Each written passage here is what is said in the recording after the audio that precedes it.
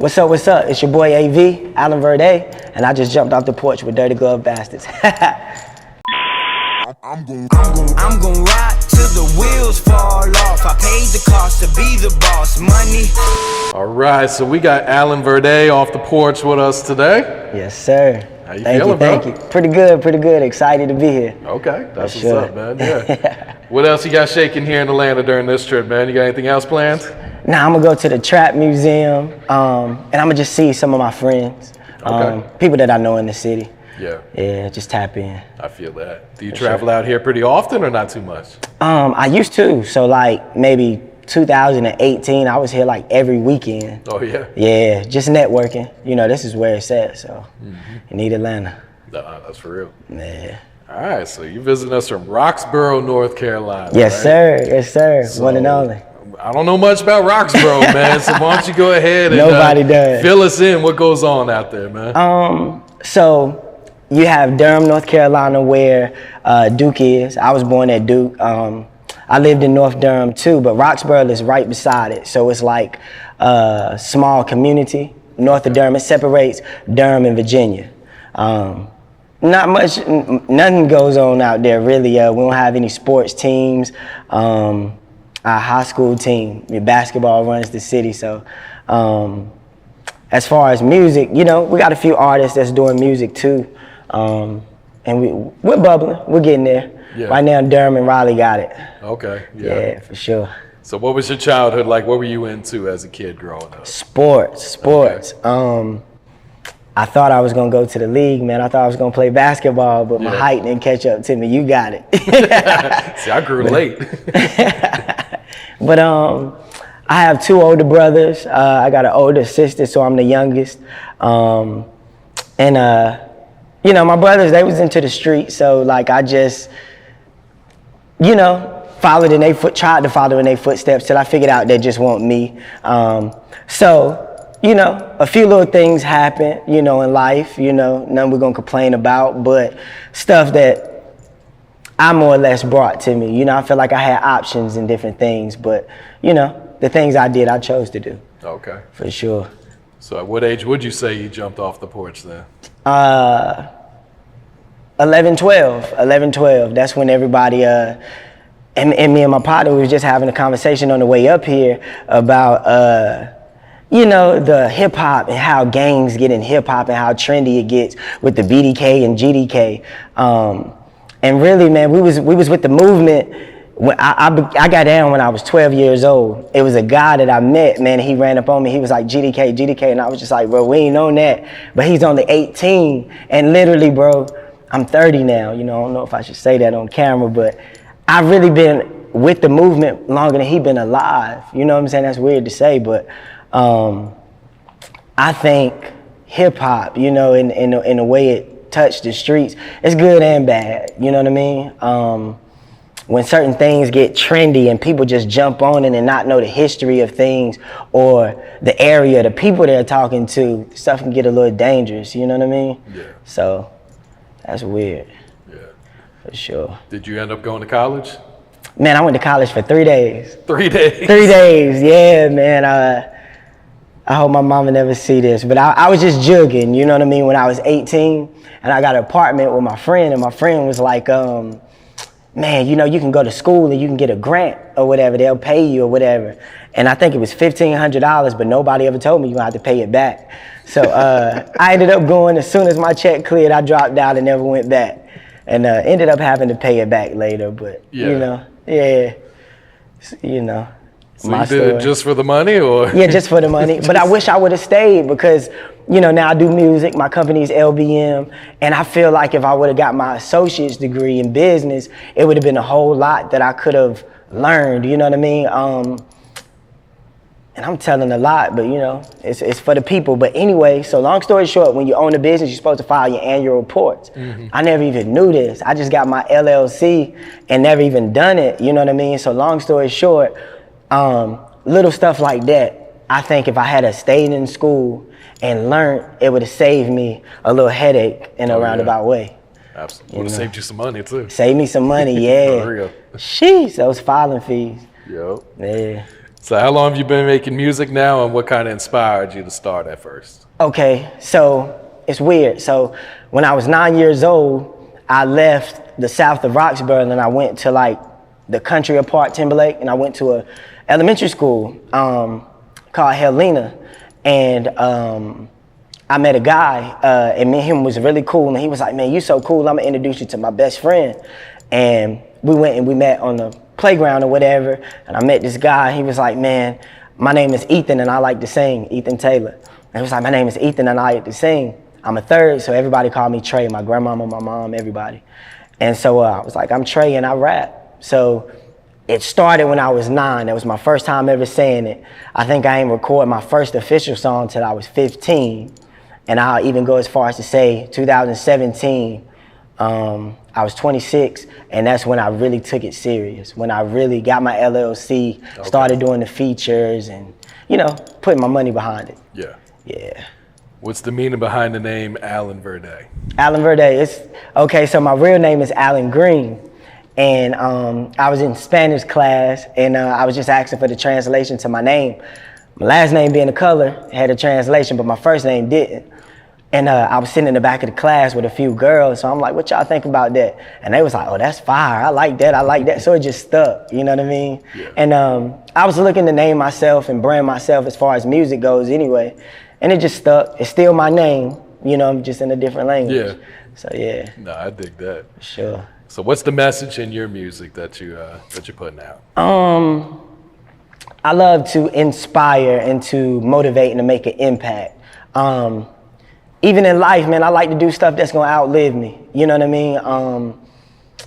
I think I could have been got on the track and started talking the gangster talk and doing all this and doing all that. And it's cool for those who it worked for, but I feel like, man, it's so much, you know what I mean? Like, it's nothing wrong with being yourself, carving your own lane, and, you know what I mean? Just standing firm on what you do. So long story short, I feel like, I'll tell you an example. I had a partner or whatever, we just sitting in and we talking about sneakers and all this, and he said he never had a pair of white Air Force Ones. And it took my breath away, because growing up, you wanted those, you know what I mean, just as bad as you wanted the Jordans or whatever. So I went, and I ain't even tell him I was gonna get them, but I just ordered them up on eBay. A couple days later, just gave them to him. And the look on his face, that's me. That's what I wanna do. You know, I wanna make an impact. Yeah, I got sure. You. Yeah. So what's your thoughts on the rap game and the music industry right now? I love it. I love it because you're giving young people who may not have opportunities in different things, an opportunity to provide for their family. So I like that aspect of it. But, you know, it's pros and cons. I don't like how the industry is designed to keep the artist in debt. I feel like you need to be independent as long as possible, get your leverage, and then if you get a deal, you can negotiate your terms. I turned down 2 label deals already, only because I know I don't have leverage, and that I'm probably gonna be signing my life away, you know what I mean? So it's tricky. So, I mean, that's any business though. You know, if it's money in it, you gotta protect yourself. You gotta be lawyered up, so for sure. It's good and bad.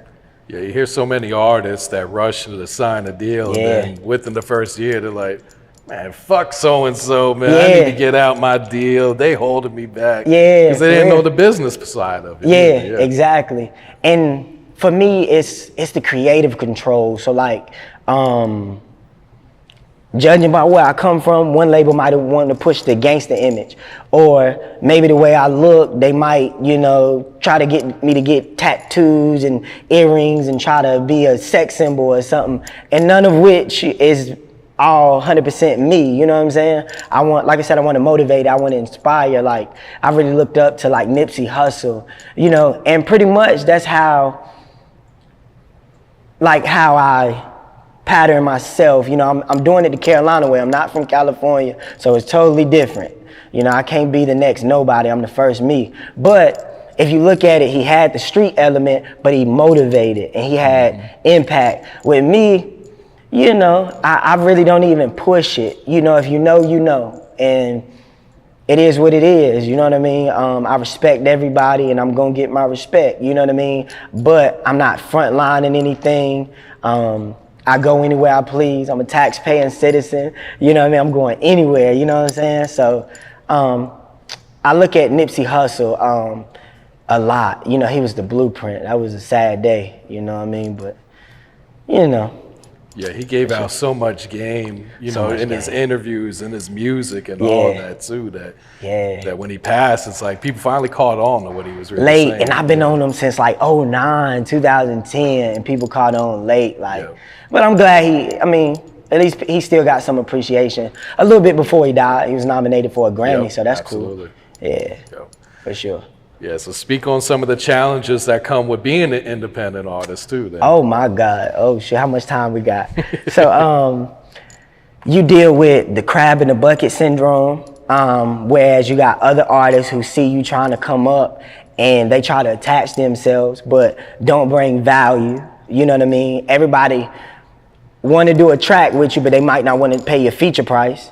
I'm a good guy, so you know what I'm saying? Like, my cameraman who shoots my videos, he shoots videos for multiple artists. So if you need a video shot, I have no problem referring you to him, especially if you handle your business. I don't want to bring him nobody who's gonna make me look bad, but you know, people want you, not only introduce you to the person, but they might want you to help or finesse you to help you finance something for their videos, or, you know, bring your car to my video, or bring that girl to this video, or do this or do that. And you're working, not unconsciously, you're working to make their video or their final product better. You know what I'm saying? When it's cool if it's an agreed partnership, or we're working, or, you know, we got that relationship. But more times than not, people are always trying to get as much for free as they can, you know what I mean? So you deal with the crab in the bucket syndrome. I work a 9 to 5. My whole company is 100% legit. We went through a little situation in Durham. I was jugging, and my brother seen the money I was getting, so he tried to do it. Never knew that in the neighborhood they had lights on the camera. He ended up getting caught up. And from there, I can't figure out, I just think it was God, but I didn't get caught, but he did. You know what I'm saying? He got 16 felonies, you know what I mean? Oh, wow. So he ended up beating it through the grace of God. But from that moment on, I said, if I'm gonna do it, I'm gonna do it, and I'm gonna do it right.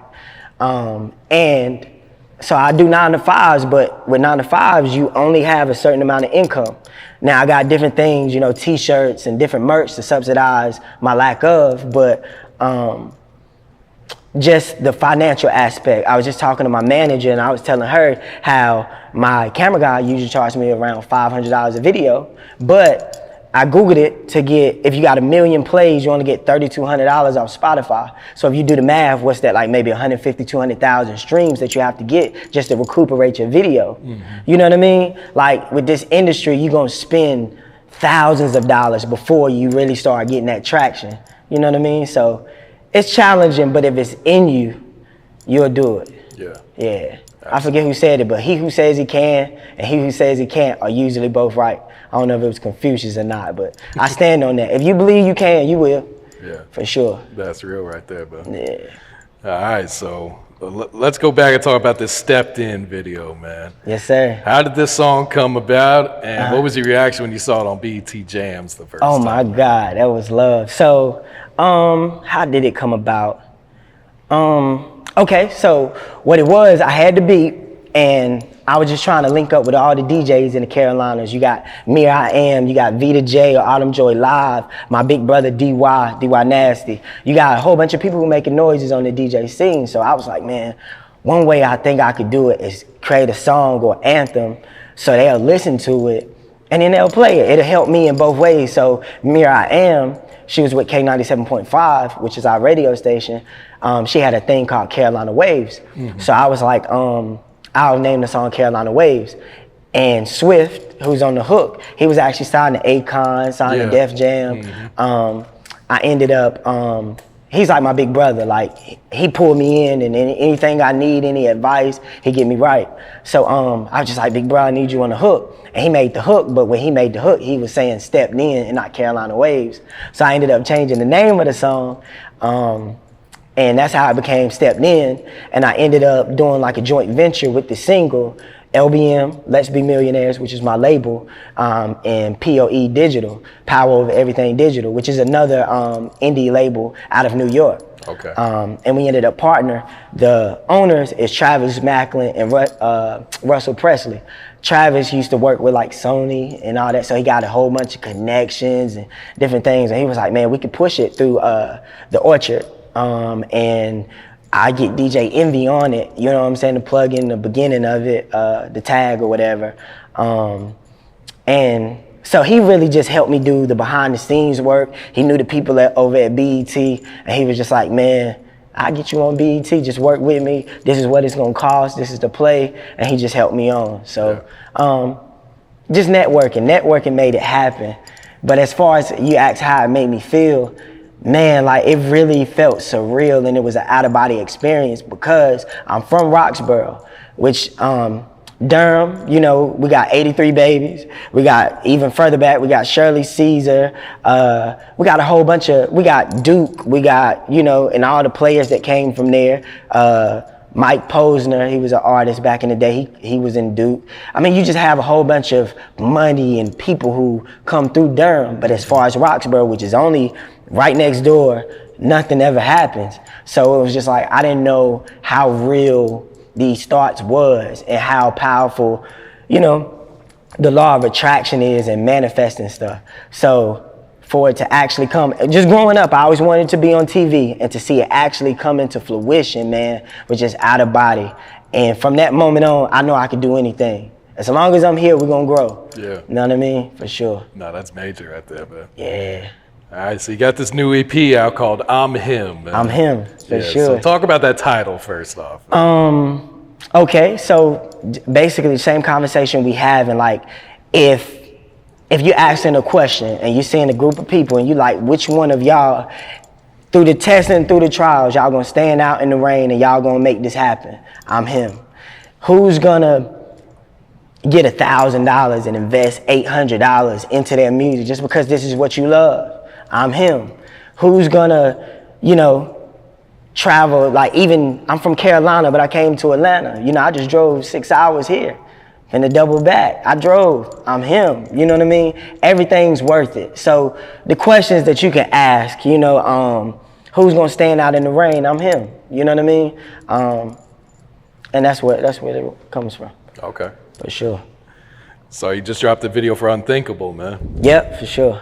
Yeah. So what can you tell us about that song?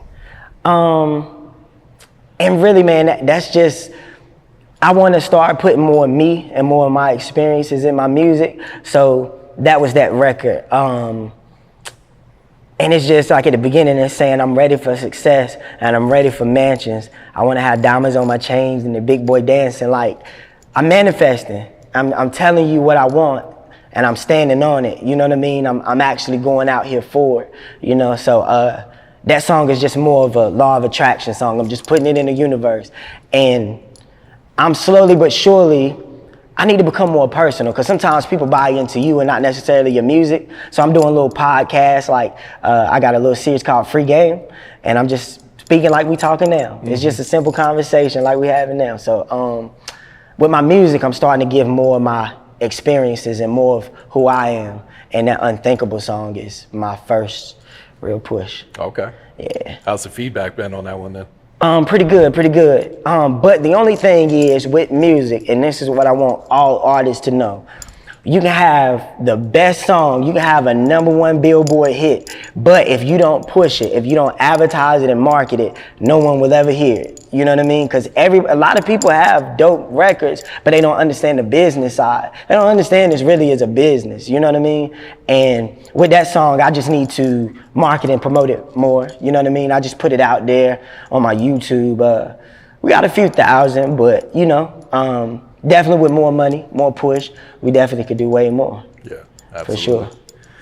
For sure. Do you know what your next project's gonna be? You working on like a longer project? Yeah, for sure. Okay. So I want more records on my streaming platforms. And I just had a daughter on the 4th. She was born on the 4th. Congrats, man. Man, appreciate that. Yeah. And her middle name's Victory. And I'm gonna name my project Victory.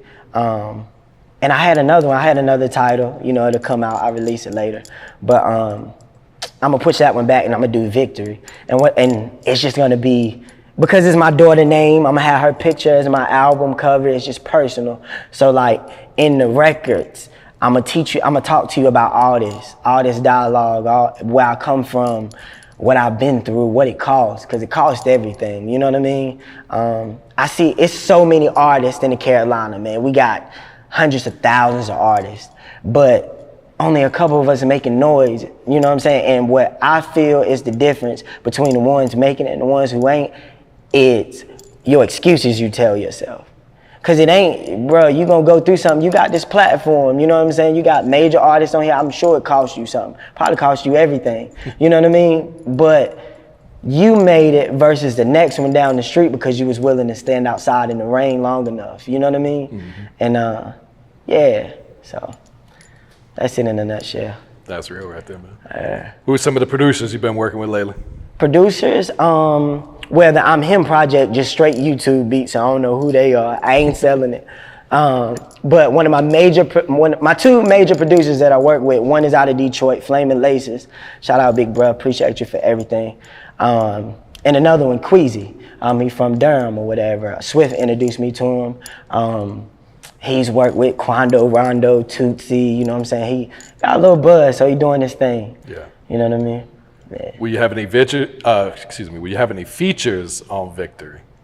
Victory, yeah, man. I got a song with Cassidy. Shout out Cassidy. But man, Big Bro ended up sending me the verse back, I want to say in 2019, and I've been had it for a while. But I got to talk to Flamin' Laces too, out of Detroit. He sent me a beat or whatever, and it had a sample on there. And when I tried to put the record on my YouTube, they did like a copyright claim. So I don't know, it's just some paperwork we got to work out or whatever to get it clear or whatever. But as soon as I get the beat situated, I'm going to release that one, and that's going to be on the project too. I know Swift going to be on it. Set It Off 83. Okay. Shout out to him. I seen y'all did an interview with him. He gonna be on it. I'm working on my features for that. Man, we got big artists coming up. We got like Lil Malik from Greensboro. We have Denero Farrar from Charlotte. Mm-hmm. He helped the baby, push the baby. So I want it to be like The Game had a song One Blood back in the day. With everyone on it? Everyone on it. I want one of those records. And I want to do that for this project. So I got to get that together, and that's probably going to take me the longest. But once that songs get situated, I might, it's going to probably be the last one. So once that gets situated, I'll release the project. Okay. For sure. I got you. What else you working on, Allen? What else is coming up for you, man, for the rest of the year? Like I said, I'm doing like a little, I really can't say a podcast, but I'm doing a series called Free Game, whereas a lot of episodes just going to be me talking to the camera. Talking about stuff that I'm going through, talking about things that I've learned, and then I'm gonna bring other people in, Swift, maybe Set It Off, maybe Denero, you know what I'm saying?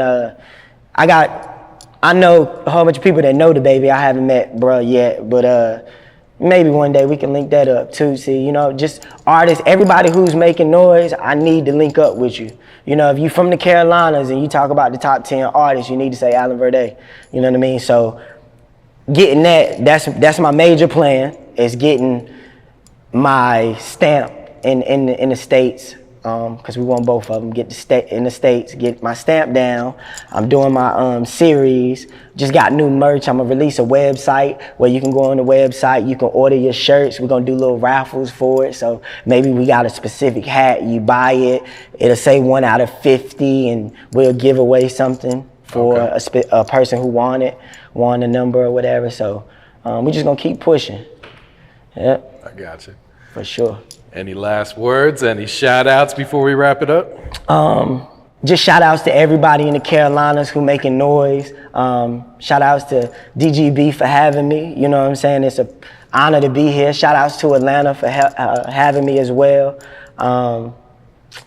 Just everybody, man, who out here pushing, who got a dream. I just want to tell y'all, I believe in you, and he who says he can and he who says he can't are usually both right. So what you telling yourself? For sure. I'm gon' ride till the wheels fall off. I paid the cost to be the boss. Money, I'm getting though. I'm gon' ride.